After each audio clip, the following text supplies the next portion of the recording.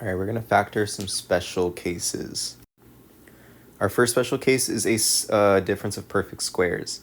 Now, when you have something that looks like a squared minus b squared, right, two perfect squares with a minus in between, it's going to be an a plus b and an a minus b.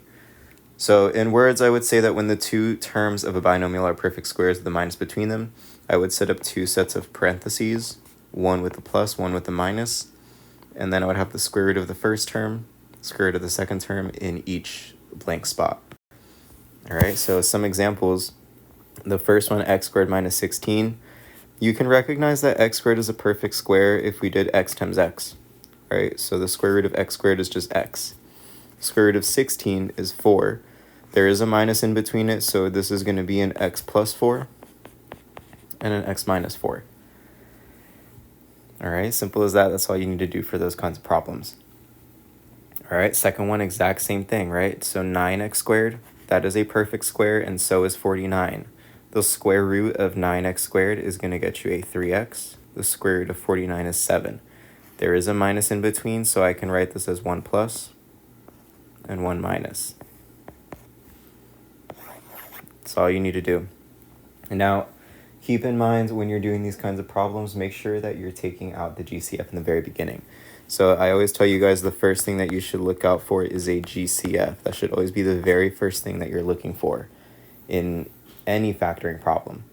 Now, in a factoring problem like this one, notice that 4x squared and 100 share a factor of 4. If I take out a 4, I'm left with x squared minus 25, right? Divide the first and the second. Divide the first and the second by 4, all right? And then now notice that the inside of our parentheses do have a difference of perfect squares as well. It also did in the beginning, right? 4x squared and 100 are perfect squares. But for the sake of factoring completely, take out the 4 from the beginning. And then you can square root both of them. And this is going to be an x plus 5 and an x minus 5. And then don't forget about the 4 from the beginning. All right. So just some things to look out for, right? Just look out for the GCF and then solve the problem accordingly. All right. Next one, 36x squared is a perfect square and so is 25. Keep in mind, though, there is a plus in between the two terms. When there is a plus, you can't factor this. Just because if I were to do, maybe I wanted to try 6x plus 5 and 6x minus 5. In any of these factoring problems, you can always double check your work by foiling it, right? So foiling this would get you a 36x squared minus 30x plus 30x minus 25. And the middle terms do cancel out, but you're left with the 36x squared minus 25. That isn't what we started with, so this is not the factors for it. So that's why anytime we have two perfect squares, make sure that there is a minus in between to take out a difference of perfect squares like this, right? It's not always going to do it, only when there's a minus in between. All right, so let's try a couple more.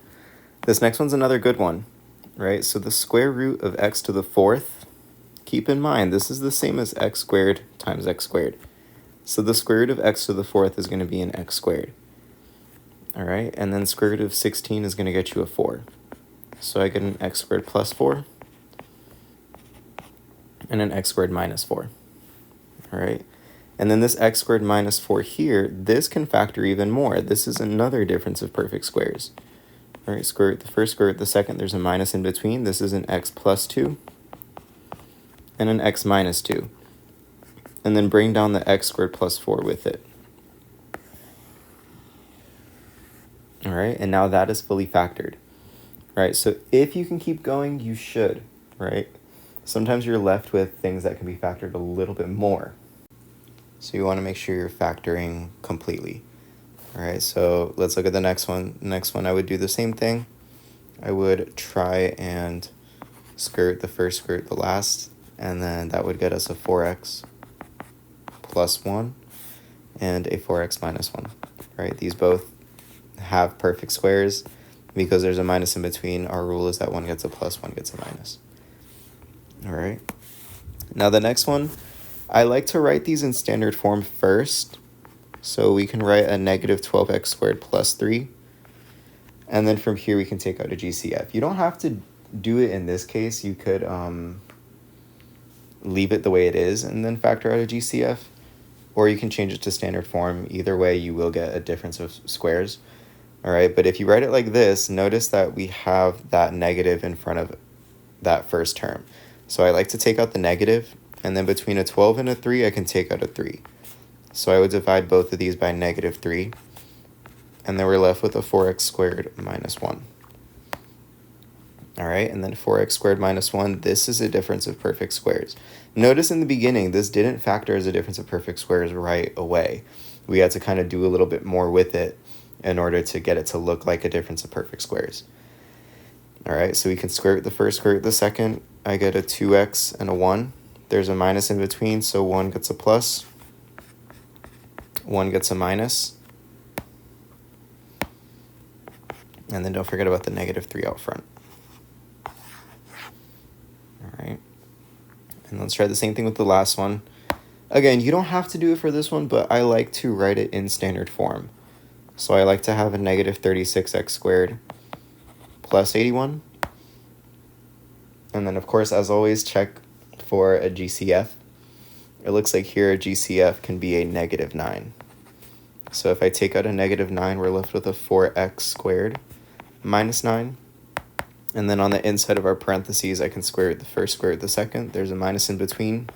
So it's going to be a 2x plus 3 and a 2x minus 3. All right, with that negative 9 on the outside.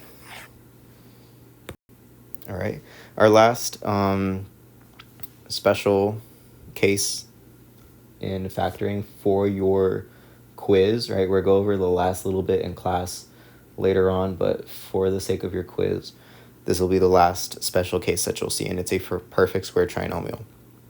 All right, a lot of words here, but essentially when you get something of this form, it factors as a plus b squared. If you get something of this form, it factors as a minus b squared.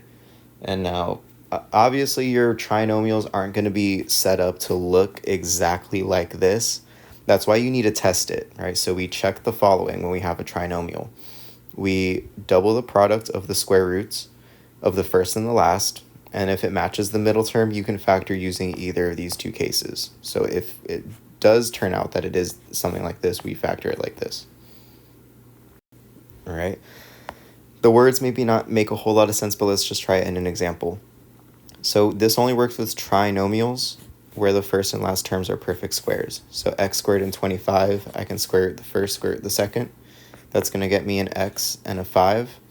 All right, so what I like to do is double their product. So x times 5 is 5x. And then double it, right? That's just our rule. We double their product. And then 10x does match the middle term. So I'm going to bring the sign in front of it with it, and it's going to be an x minus 5 squared. This is your final answer. All right, and if that wasn't clear, you can always double check your work by foiling it. So I'm going to write it twice, foil it. Doing so is going to get us an x squared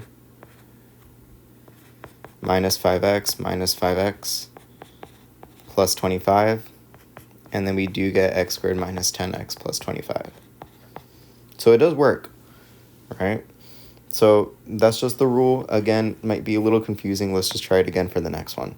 Again, the first and last term are perfect squares. So I'm going to square root the first, square root the last, multiply them, and we get 12x. Double it. Does this match the middle term? 24x. Yes, it does. I'm going to take the sign with it and square it. All right, super fast, super quick, super easy. Again, it's just a pattern that repeats itself every single time. I'll try the same exact thing with the next one. All right, so I'm going to square root the first, 3x, square root the last, 5, multiply them. What do we get? 15x. Double it. Do we get the ones in the middle? We get a 30x. Yes, we do. I'm going to take that sign with it. It's going to be a 3x minus 5 squared. Super quick. All right, I'll do the same exact thing with the next one. Square root the first, 2x, square root the last, 1. Multiply them, we get a 2x. Double it, I get a 4x. All right, so I'm going to bring down that plus in the middle and then square it. All right, that's it for everything that you'll see on your quiz and for the lesson that we covered up until that point.